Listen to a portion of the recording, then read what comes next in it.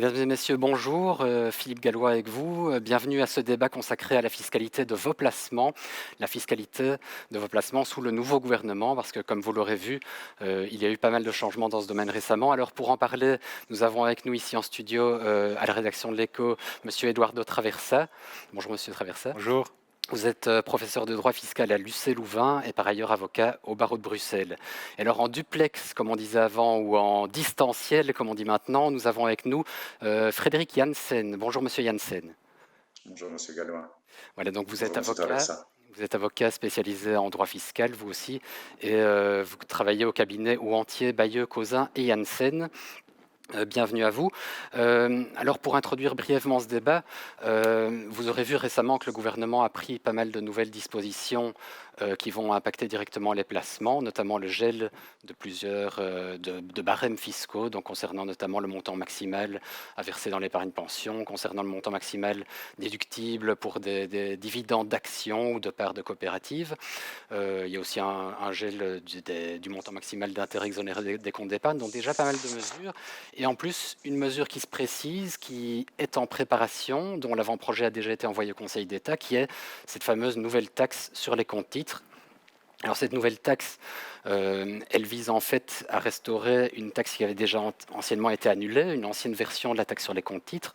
Alors Monsieur Traversa, je voudrais vous poser la question, est-ce que la nouvelle mouture de la taxe, qui prévoit donc de taxer les comptes titres de plus d'1 million d'euros à 0,15%, c'est une mesure qui a plus de chances que l'ancienne de se maintenir? Donc tout d'abord, quand on lit l'avant-projet, il est écrit explicitement qu'il ne s'agit pas de rafistoler l'ancienne taxe sur les comptes titres, qu'il s'agit d'une toute nouvelle taxe sur les comptes titres. Maintenant, il est évident qu'il y a un lien entre les deux types d'imposition. La nouvelle mouture répond à certaines objections de la Cour constitutionnelle. Elle étend le champ d'application, notamment aux instruments détenus par des personnes morales et pas juste des personnes physiques. Des sociétés. Oui, elle étend aussi le champ d'application en termes des instruments qui sont visés, parce que c'est aussi quelque chose qui avait été pointé par la Cour constitutionnelle. Maintenant, reste la question en termes de discrimination, de savoir si la manière dont cette exonération d'1 million d'euros est calculée, qui est une exonération par compte titre et pas calculée de manière globale sur l'ensemble des comptes titres détenus par les personnes physiques ou morales, passera la rampe de la Cour constitutionnelle. Il est permis d'en douter. Un deuxième motif d'éventuelle censure par la Cour constitutionnelle, c'est le fait que ne sont visés que les instruments détenus via des comptes titres. C'est quelque chose que la Cour constitutionnelle, dans son arrêt de 2019, avait également pointé en disant que notamment les actions nominatives n'étaient pas visées. L'actuelle taxe ne répond pas directement à ce grief, donc nous verrons bien. Ok, merci. Alors, avant de poser une petite question aussi à Maître Janssen, je vais profiter que nous sommes en direct pour lancer un petit sondage. Donc, nos internautes vont pouvoir voter parce que cette taxe sur les comptes titres, elle est assortie donc d'une mesure anti-abus. Parce qu'évidemment, dès qu'une nouvelle taxe est annoncée, beaucoup de contribuables se disent « Ah, moi, je ne veux pas la subir et donc je vais prendre des mesures pour me placer en dehors de son champ d'application », comme par exemple ici, le seuil d'1 million d'euros, on peut passer en dessous en transformant des actions en actions nominatives ou éventuellement en scindant un compte titre pour passer à moins d'1 million d'euros. Alors, des banquiers ont constaté que finalement, ils ne peuvent pas sonder l'intention de leurs clients et voir s'ils n'ont qu'un but d'évasion fiscale en prenant ces dispositions. Ils peuvent avoir des motifs tout à fait légitimes, comme vouloir diversifier leurs avoirs. Et donc, quelque part, cette mesure a un risque d'être ineffective. Alors, on pose la question à nos internautes, est-ce que vous, sachant que cette mesure anti-abus, éventuellement, ne pourrait pas entrer en application si vous preniez des mesures, est-ce que vous êtes prêt à prendre le risque de prendre ce genre de dispositions pour éviter de subir ce prélèvement de 0,15% sur 1 million d'euros?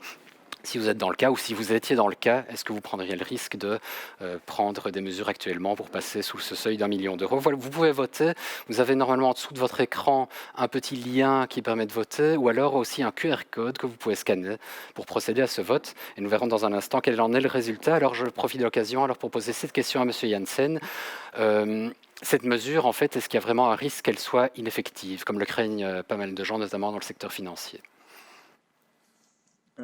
Monsieur Gallois, qu'elle soit ineffective ou totalement ineffective, si on considère que la disposition anti-abus est similaire au dispositif qu'on connaît en matière d'impôt sur les revenus, en matière de droit d'enregistrement, mais à mon sens, il n'y a rien qui permet de dire que ce dispositif serait nécessairement ineffectif. Par contre, il est clair qu'il n'a vocation à jouer qu'en cas de contrôle d'une situation individuelle, puisque le dispositif consisterait à rendre inopposables pour les services de l'administration fiscale des actes qui auraient été posés ou réalisés par des contribuables.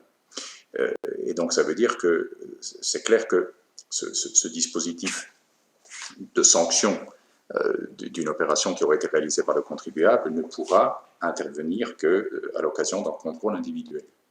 Et donc, ce qui veut dire que, pour l'instant, ce que l'on sait, suite à une information qui a été communiquée par les services du ministère des Finances, c'est qu'un certain nombre de cas de figure qui consistent à placer le compte titre sous le seuil générateur de la taxe seraient présumés par l'administration fiscale comme étant constitutifs d'un dispositif d'abus fiscal. Notez que si c'est une disposition dont le texte est calqué sur le dispositif existant, l'administration a quand même la charge de prouver ou à démontrer, même par présomption, qu'il y a évidemment ici une volonté exclusive d'éviter l'impôt. Mais c'est clair, ce que je comprends, c'est que ce dispositif qui consiste à rendre inopposable un acte ne concerne que les rapports entre le contribuable et l'administration fiscale. Et donc je comprends bien qu'un banquier ou des services de banque qui verraient des contribuables opérer un certain nombre de décisions sur des comptes titres ne sont absolument pas concernés par la structure normative du dispositif. Et donc ces actes restent opposables sur le plan civil. Et le banquier n'est certainement pas habilité à procéder à un examen consistant à sonder le caractère non artificiel d'une décision. Donc, je peux imaginer en effet que des décisions soient prises. Ce qu'il faut certainement de la part du contribuable, ce à quoi il doit s'attendre, c'est que dans la mesure où les services de l'administration fiscale seront en mesure de récolter des données pertinentes, en cas de contrôle, il est évident que les motifs qui ont présidé à l'opération seront soigneusement examinés. Ok, merci. Alors, on voit directement le résultat de notre sondage. Actuellement, donc 55% des personnes qui ont répondu pensent qu'ils pourraient prendre le risque donc, d'adopter des mesures qui leur permettraient d'échapper à cet impôt malgré cette mesure anti-abus. Donc voilà, notre ministre des Finances, M. Van Petegem, s'il nous écoute, le voilà informé. Voilà, c'est un peu frustrant cette édition numérique parce qu'on n'a pas le résultat, les réactions du public à un trait d'humour, mais voilà, vivement l'an prochain, on espère, en direct et avec du public. Alors, une autre question qui se pose par rapport à cette taxe compte titre, messieurs, c'est la question de savoir si les produits de la branche 23 y seront inclus. Ces produits sont des contrats d'assurance vie, donc théoriquement il n'y a pas vraiment de compte titre, mais le gouvernement a apparemment l'intention de faire en sorte que les comptes titres sous-jacents de ces produits soient également taxés. Alors qu'est-ce que vous en pensez? Est-ce que les produits de la branche 23 pourrait être visé par la taxe? Est-ce qu'il y a une manière de faire en sorte que voilà, ce soit un processus normal?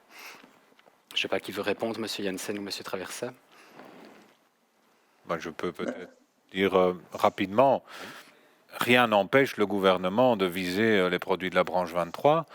Maintenant, la question est de savoir s'il le fait, est-ce que ça a encore la nature d'une taxe sur les comptes titres? Et je pense que à partir du moment où on commence à élargir le champ d'application de cette taxe à d'autres types d'avoirs que des avoirs détenus directement sur des comptes titres et qu'on en exclut d'autres, on rentre sur sur un terrain qui est dangereux, qui est celui de la différence de traitement qu'on doit justifier sinon il y a une discrimination qui pourrait être sanctionnée par la Cour constitutionnelle. Mais Maître Jensen, est-ce qu'il n'y a pas moyen de faire une fiction, de dire, tiens, le titulaire d'une branche 23 qui est un contrat d'assurance vie, est-ce qu'il n'est pas indirectement titulaire du compte titre sous-jacent? Avec votre question, vous touchez évidemment, vous touchez du doigt la question qui avait été évitée par les auteurs de la première mouture. Les concepteurs de la première taxe sur les comptes titres avaient constaté qu'il n'y avait pas d'uniformité, disait-il, dans la manière de définir le compte titre. Et évidemment, c'est ici, à mon avis, à mon sens, c'est évidemment c'est le centre des complications pour les auteurs du projet. Il faudra bien donner une définition juridique de ce qu'est un compte titre. Or, c'est une réalité opérationnelle qui est vraiment très difficile à appréhender, même en termes de localisation du compte titre. On sait qu'il y a des configurations où les banques se trouvent dans des réseaux de succursales avec beaucoup de sous-traitance et beaucoup d'opérations qui sont relatives au compte titre qui ont lieu dans des pays différents. Donc la localisation pose des difficultés et la définition juridique du compte titre va être véritablement un écueil technique que le gouvernement va devoir surmonter parce qu'on ne peut pas juridiquement définir un compte titre autrement en ayant en point focal la nature des droits sur les titres qui sont crédités dans le compte. Et donc, évidemment, là, il y a des aspects techniques qui sont délicats, qu'il va falloir considérer. Et pour ma part, je ne vois pas comment on pourrait, en effet, je ne vois pas comment on pourrait éluder la question du titulaire et donc, en effet, considérer que en réalité, le compte titre dont le titulaire est la banque doit être réputé être dans les mains de certains contribuables. Ce n'est pas évident de concevoir une définition qui soit tout à fait, qui soit valide en rapport avec les normes juridiques applicables dans notre système. Et il faudra également se poser la question dans une dimension internationale, dès lors que l'on veut même taxer des comptes titres que des contribuables pourraient détenir à l'étranger. Et il y a des aspects de droit international privé sous-jacents. Et donc, oui, je devine que l'élaboration de ce projet doit poser beaucoup de questions d'une technicité juridique redoutable. C'est certain qu'il y a un enjeu important là derrière. On sait que beaucoup de Belges ont ce genre de produits, notamment au Luxembourg, où il y a quelques milliards d'euros qui sont déposés sur ces placements.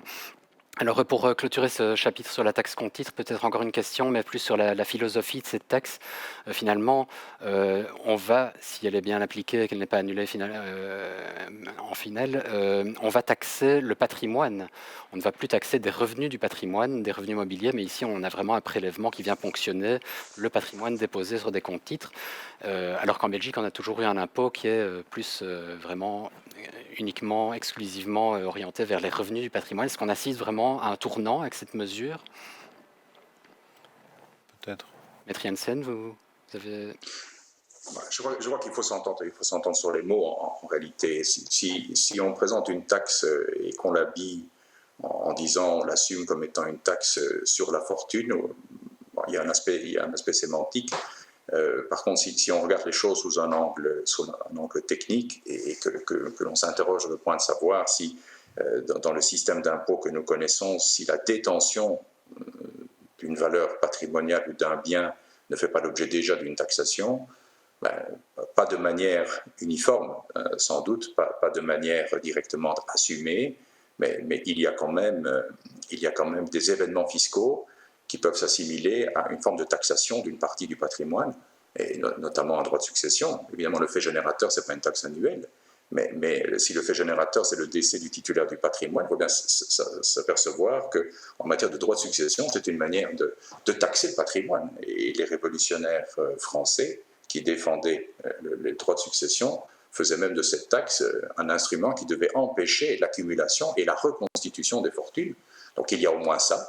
Et puis on sait, en examinant la jurisprudence, que certaines taxes, notamment la taxe annuelle sur les organismes de placement collectif, peuvent être considérées comme des impôts sur la fortune dans un contexte international et au regard des conventions préventives. Donc il y a ça et là des techniques fiscales qui peuvent s'apparenter à une taxation de la détention, une taxation du patrimoine que l'on détient. Très bien. Alors, on va peut-être passer directement à un autre chapitre maintenant. Une autre mesure phare qui a été annoncée par le gouvernement, c'est l'élargissement du point de contact central au solde des comptes bancaires. Donc, actuellement, ce point de contact central recense les noms des titulaires des comptes bancaires et les numéros de ces comptes, mais pas encore leur contenu, c'est-à-dire le solde disponible à une certaine période. Le but, c'est que de ce nouveau gouvernement, c'est donc que ces soldes soient transmis au point de contact central. Petite question, donc un nouveau sondage pour nos internautes, comme nous sommes actuellement en direct. On va leur demander s'ils pensent que ce point de contact central élargi, en quelque sorte, c'est le début d'un cadastre des fortunes qui permettrait éventuellement plus tard de prélever de nouvelles taxes sur la fortune mobilière. Donc vous pouvez voter. En bas de votre écran, vous avez un lien ou un QR code que vous pouvez scanner et vous pouvez ainsi répondre à notre petit sondage. Alors je pose la question à peut-être Monsieur Traversa. Est-ce que ce point de contact central élargi à des soldes de comptes bancaires, c'est un nouveau cadastre des fortunes qui permettrait ensuite de créer des nouveaux impôts sur la fortune mobilière? Tout d'abord, il faut aussi prendre en compte l'évolution de ces dernières années qui va vers de plus grandes obligations de transparence et dans un cadre spécialement sous une pression internationale. Je pense aux obligations anti-blanchiment, mais aussi l'échange automatique d'informations en matière fiscale. Donc, aller dire qu'il s'agit du point de départ d'une nouvelle tendance, je pense que c'est pas vrai. Ça s'inscrit dans un mouvement qui est bien antécédent. Il faudra voir aussi comment est-ce que, en pratique, et quelles sont les conditions qui vont être imposées à l'administration fiscale pour pouvoir effectivement avoir accès à ces informations, la nature des informations qui vont être transmises exactement. Le fait, si l'on se base sur la manière dont les informations déjà disponibles sont utilisées par l'administration fiscale, il s'avère que ce n'est pas ou pas encore un instrument particulièrement utile pour l'administration quand il s'agit de la phase d'établissement de l'impôt ou d'éventuels contrôles. Il y a eu une augmentation de la consultation du point de contact central par l'administration fiscale ces derniers temps, mais plus dans une phase de recouvrement. Donc, tant qu'on reste avec un instrument tel qu'il est maintenant, même si on augmente les données qui sont disponibles sur ce point de contact central, je ne pense pas qu'on change complètement la philosophie du système antérieur. On va peut-être déjà voir les résultats du vote. Alors, il y a énormément de nos internautes, on est à 90% des personnes qui ont répondu, qui pensent que c'est le début d'un cadastre des fortunes. Maître Janssen, peut-être une réaction. Le ministre des Finances a tout de même annoncé dans sa note de politique générale qu'il verrait avec son administration dans quelle mesure il est possible d'appliquer du data mining, donc c'est-à-dire de la recherche automatique via l'intelligence artificielle dans cette masse de données pour détecter éventuellement des cas de personnes qui n'auraient pas payé leur impôt correctement. Est-ce que vous pensez que c'est possible, ce genre de pratique, maintenant ou à l'avenir, vis-à-vis de ce point de contact central? Écoutez, moi, je constate que des procédés comme ceux-là, en tout cas des manières de travailler comme celle-là existent par exemple en France depuis 2013, qu'il y a en effet des outils et un cadre légal qui permet à l'administration fiscale française de traiter des informations qui sont des données publiques. Elle peut les collecter et elle peut les traiter à des fins de ciblage, de fraude et pour valoriser les contrôles fiscaux qui sont en cours. Dans la loi de finances de 2020, il y a, je crois, une disposition qui d'ailleurs renforce et qui tend à améliorer cette exploitation de traitements statistiques et automatisés, des techniques et des algorithmes auto-apprenants pour cibler des infractions. Donc je comprends que ce soit je vais dire, une réflexion contemporaine, mais ce que l'on constate quand on examine des dispositifs qui sont déjà donc en vigueur à l'étranger, c'est qu'on s'aperçoit que le cadre de protection qui est garanti aux contribuables est relativement perfectionné. Et donc, ça veut dire que c'est bien d'avoir des outils qui permettent de faire des traitements automatisés, mais des garanties doivent être offertes et seront, ça fait l'objet évidemment de l'arbitrage, mais il y a des garanties effectives qui doivent être fournies aux contribuables, et notamment le fait qu'on doit toujours, on peut procéder peut-être à des recherches avec des traitements et des algorithmes qui procèdent à des examens automatisés, mais la liste des infractions que l'on recherche ou des manquements qui sont recherchés doit être limitativement établie. De même que le champ des données qui sont traitées doit être tout à fait circonscrit. En France, il s'agit notamment de collecter des données que le contribuable lui-même peut avoir rendues publiques. C'est essentiellement ça. De même, la durée de conservation des données, il y a des données personnelles sensibles, on ne peut pas les conserver indéfiniment. Il faut également déterminer les inspecteurs et les fonctionnaires, les organes des services fiscaux qui seront habilités à agir, et évidemment dans un cadre d'autorisation préalable soigneusement défini. Et puis je pense surtout, ce que l'on constate, c'est que ce traitement ce n'est qu'un élément d'un processus en fait. Et ces données vont être transmises, elles seront transmises auprès du contrôle local, des services compétents, et donc c'est le début d'une collecte de renseignements pour obtenir des indices qui devront toujours être corroborés et confirmés dans le cadre d'un contrôle individuel, dans la relation donc traditionnelle que M. Traversa décrivait, qui est une procédure qui garantit le respect des droits de la défense, également le respect du contradictoire et qui garantit un droit de recours. Donc en réalité, ce sont des outils qui permettent peut-être de détecter des indices, mais qui ne permettront pas de sortir du cadre actuel. Et puis je vais surtout dire ceci, c'est qu'il y a bien entendu une atteinte au respect de la vie privée, et il faudra que cette atteinte soit justifiée. Et ça veut dire que donc, le gouvernement, s'il va dans cette voie, devra démontrer que ce data mining est efficace et qu'il est pertinent. Et ça, évidemment, c'est l'expérience qui va le montrer. Et puis, il devra démontrer surtout que l'amélioration effective de la lutte contre la fraude fiscale est proportionnée à l'atteinte qui est apportée à la vie privée.